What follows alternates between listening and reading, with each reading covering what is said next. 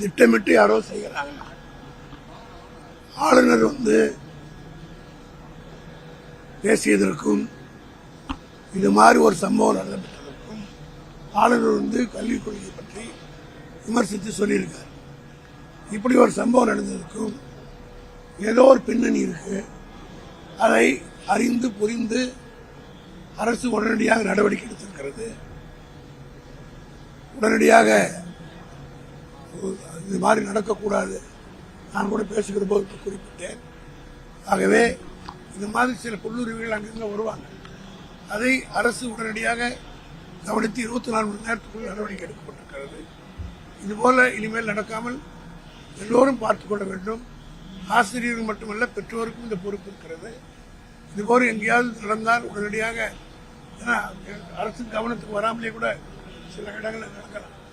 இதுபோன்று வருகிற போது கடுமையான நடவடிக்கை அரசு எடுக்கும் என்பதை இன்றைக்கு துறையின் செயலாளருடைய அறிக்கையும் அமைச்சருடைய பேட்டியும் சொல்லியிருப்பதை பார்க்கிற போது நிச்சயமாக இதுபோன்ற சம்பவங்கள் இனிமேல் தமிழ்நாட்டில் நடக்காது என்பதை உறுதியாக நம்பலாம்.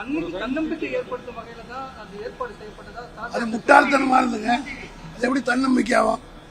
எந்த ரேஷனல் ஹியூமன் பீயிங் அதை எடுத்து ஏற்றுக்கொள்ள முடியாது. போன ஜென்மத்தில் நடந்து இந்த ஜென்மத்தில் வார்த்தைகளை கடுமையாக போட வேண்டிய வந்துவிடும். ஆகவே இது ஒரு சமுதாயத்தை முன்னே தமிழ்நாடு கல்வியிலே சிறந்து நிற்கிறது. இந்தியாவிலே நம்பர் 1 மாநிலம் தமிழ்நாட்டிலே மாணவ கல்வியிலே முதலிடம் பெற்றிருக்கிறது என்பதை ஜீரணிக்க முடியாம சில சக்திகள் இதை கெடுக்க வேண்டும் என்ற நோக்கத்தோடு செயல்படுகிறார்கள்.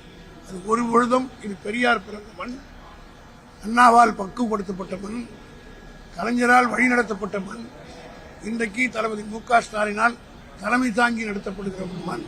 ஆகவே இது போன்ற மூட நம்பிக்கைகள், இது போன்ற தவறான கருத்துக்கள் இங்கே நுழைவதற்கு ஒருபோதும் அனுமதிக்க மாட்டோம், நுழையாது.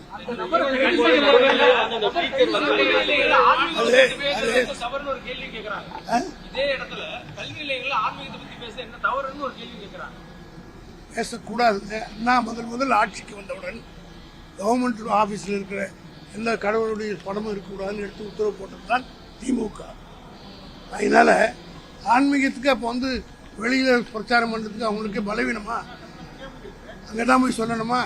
ஆன்மீகத்தை அதற்கென்று போரம் இருக்கு, அது தனியா போட்டு நீங்க சொல்லலாம். கல்வி நிலையத்தில் என்பது ஒரு காலம் அனுமதிக்க செக்குலர் ஸ்டேட். அதனாலதான் அண்ணா வந்தவுடனே முதல் ஆட்சிக்கு வந்தவுடனே கவர்மெண்ட் ஆபீஸ்ல எந்த படமும் இருக்கக்கூடாதுன்னு சொல்லி போட்டார்.